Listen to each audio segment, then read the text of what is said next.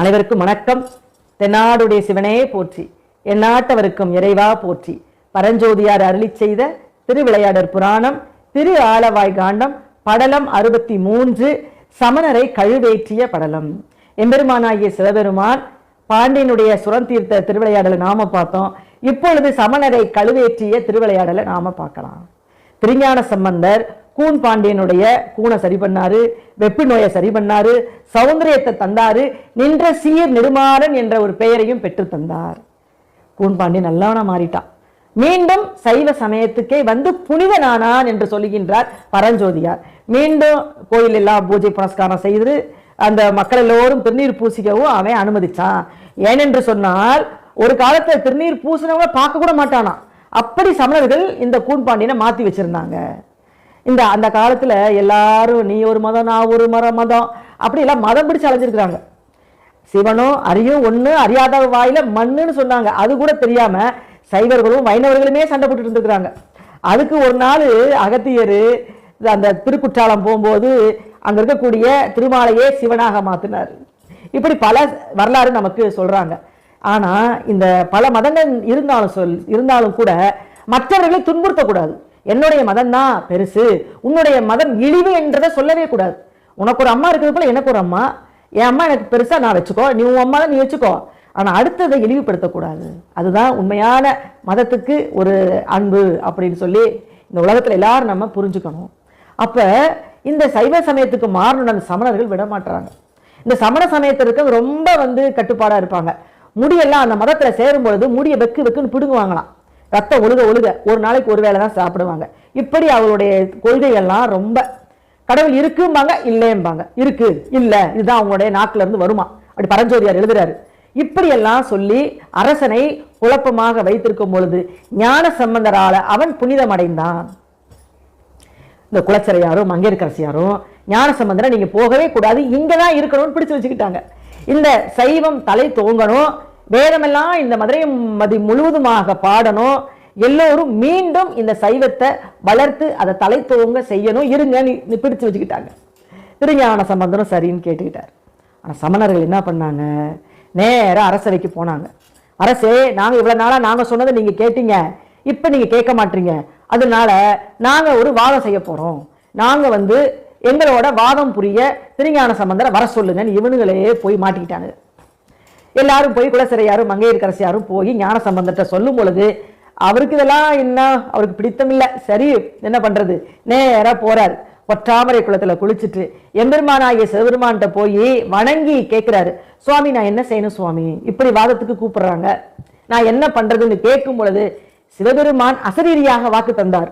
நீ போ, அவர்களை வாதில வெல்லு, எல்லாத்துலயும் நீ வென்று அவர்கள் சமணர்கள் எல்லோரும் கழுவேறுவார்கள். அவரே வாக்கு கொடுத்துட்டார். உனக்கு எப்படி தோணுதோ செய், நீ என்னுடைய மகன் அல்லவா அப்படின்னு அனுப்பி விட்டார். நேரம் வந்துட்டார். அரண்மனைக்கு போயாச்சு. போகவும் கூன் பாண்டியன் சொல்றான், 2 பேத்துக்கும் வாதத்துக்கு தயாரு அப்படின்ட்டாங்க.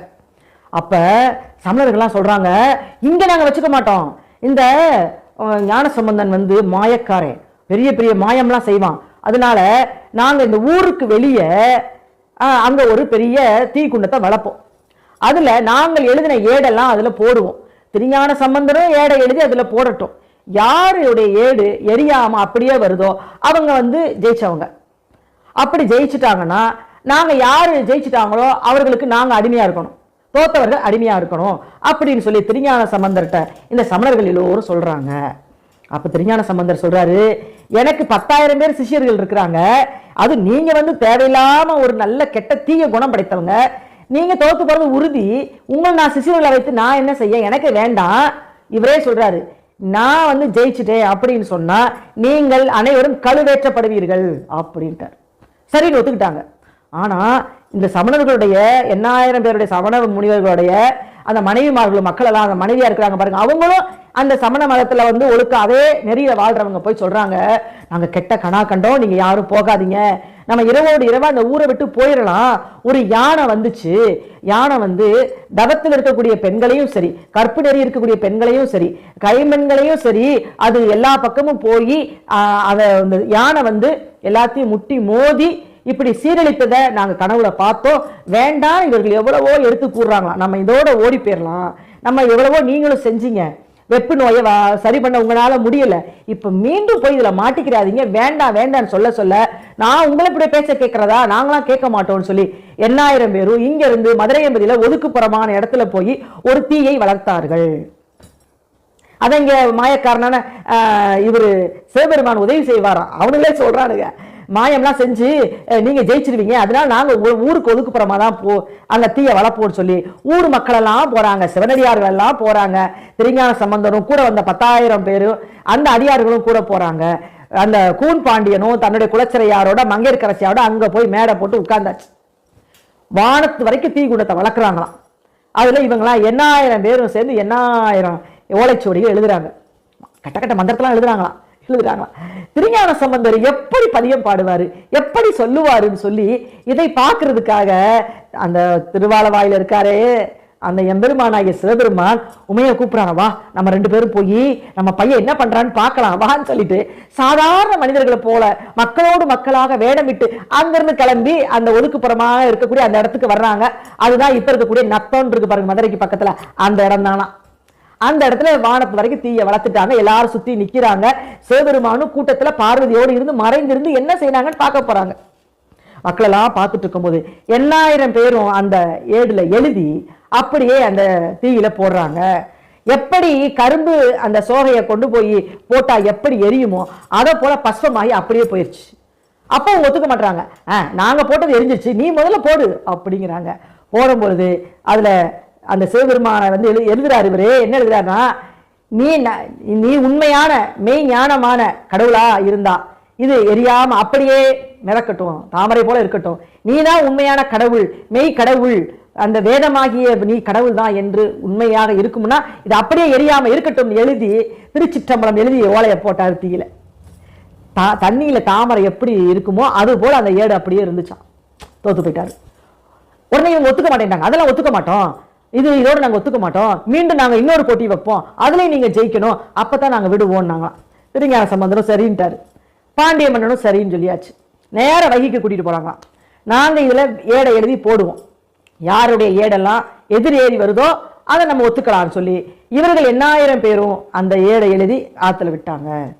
இவர் என்ன பண்ணாரு, இவரும் பதிகம் பாடி அதுல எழுதி அங்கே அந்த வைகை ஆற்றுல அந்த ஓலையை விட்டாரு திருஞான சம்பந்தர். இவர்கள் 8000 பேர் விட்டது அடிச்சுட்டு எங்க போச்சுன்னே தெரியல, எல்லாம் போயிடுச்சு. ஆனா இது வந்து எதிரேறி வருதான், திருஞான சம்பந்தர் எழுதின ஓலைச்சுவடி எதிரேறி வருதான். அப்படியே பார்த்த உடனே இங்க இருக்கக்கூடிய சமணர்கள்லாம் பயந்து நடுங்கிட்டாங்க, என்ன ஆகுறதுனே தெரியல, அந்த அளவுக்கு நடுங்குறாங்களாம். நடுங்கவும் பாண்டிய மன்னன் கூன் பாண்டியன் அப்படியே ஓடி வந்து விழுந்து வணங்கினான். அந்த எதிரேறி வந்த இடம்னா அந்த இப்பவும் அந்த கோவில் இருக்குது, திருவேடகம் அப்படின்னு சொல்லி இப்பவும் அங்க திருவேடகேஸ்வரர் அப்படின்னு அங்க ஒரு கோவில் இருக்கு, சோழவந்தானுக்கு பக்கத்துல அந்த கோவில். அப்ப அந்த ஏடு எதிரேறி வந்த உடனேயே இங்க குலச்சிறையார் எல்லா ஆட்களையும் வைத்து 8000 திரிசூலம் தாங்கி அந்த கழுவு மரத்தை நட்டு விட்டாங்க. அத்தனை பேரும் கழுவேட்டுறாங்க. சில பேர் வேண்டாம் அப்படின்னு சொல்லி திருநீரை வாங்கி பூசிட்டு ஓடுனவங்களும் உண்டா. அப்படி எல்லாத்தையும் கழுவில ஏற்றி எல்லோரும் இறந்தார்கள். அப்ப அந்த ஏடு திரும்பி வந்த இடத்த போய் பாக்குறாங்களா, காணாமா.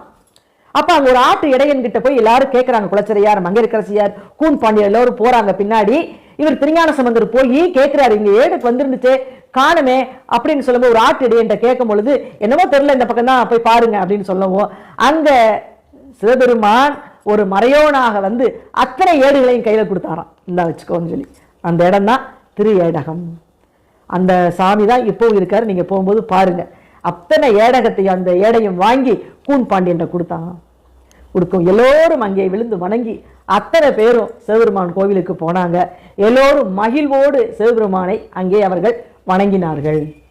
இப்படிதான் அந்த 8000 சமணர்களையும் அந்த கூன் பாண்டியனுடைய காலத்துல நின்ற சீர் நெடுமாறன் பாண்டியன் காலத்துல கழுவேற்றினார்கள். சமணர்கள் கொஞ்ச நெஞ்ச பாவங்கள் செய்யல, சாதாரண உடனே 8000 பேரையும் கழுவேற்ற முடியுமா? சிவபெருமானே அப்படி ஆணையை கொடுப்பாரா? இவர்கள் என்ன செஞ்சாங்க, ஒரு காலத்துல பெரிய பழி வேள்வியை செஞ்சாங்க, யானையை வர வச்சாங்க. அது மதம் கொண்டு வந்துச்சு. சிவபெருமான் விடுவாரா? அதை யானை மலையா மாத்திட்டாரு, நரசிங்க கணையை விட்டு. அங்க நரசிங்க கோவிலும் வந்துருச்சு, இப்போ ஒத்த கடையில இருக்குது. அப்புறம் இவங்க பெரிய யாகம் செஞ்சாங்க, ஒரு பாவம் அனுப்பிச்சு விட்டாங்க. சிவபெருமான் பார்த்தாரு, அதை நாகமலையா மாத்திட்டாரு. காமராசர் பல்கலைக்கழகத்துல இருக்கு நாகமலை. அதுக்கப்புறம் அதையும் உடல சமணர்கள் மறுபடியும் ஒரு பெரிய யாகம் செஞ்சு ஒரு கெட்ட பசுவை அனுப்பிச்சு விட்டாங்க. சிவபெருமான் அதையும் அழிச்சாரு, பசுமலையா மாத்திட்டாரு. திருப்பரங்குன்ற போற வழியில இருக்கு. இப்படி சமணர்கள் அளவிட முடியாத கொடுமைகளை செய்யவும் தான் சிவபெருமானுக்கே கோபம் வந்து இப்படி செய்தார். சிவபெருமான் கொடுப்பாரு, அள்ளி அள்ளி கொடுப்பாரு, மக்களை எல்லோரும் காப்பாரு. ஆனா தப்பு செஞ்சா அழிச்சிடுவாரு. ஒவ்வொரு படலத்திலையும் அன்பர்களுக்காக இறங்கி வந்து வேலை செய்வாரு. அப்படியே தன்னுடைய கால் நோக நடந்து வந்து உதவி செய்வாரு, அருள் புரிவாரு, கருணை காட்டுவார். ஆனா அவருக்கு எதிர்ப்பதமாகவோ அவருடைய அடியார்களுக்கு யாராவது அவர்கள் வந்து ஏதாச்சும் எதிர்ப்பதமாக ஏதோ ஒரு துன்பத்தை செஞ்சா சிவபெருமான் பொறுத்து கொள்ளவே மாட்டார். அப்படிதான் இந்த சமணர்களை கழுவேற்றிய படலத்தை பரஞ்சோதியார் முடிக்கின்றார். அடுத்த படலத்துல நான் உங்களை சந்திக்கிறேன். காத்திருங்கள். நன்றி, வணக்கம்.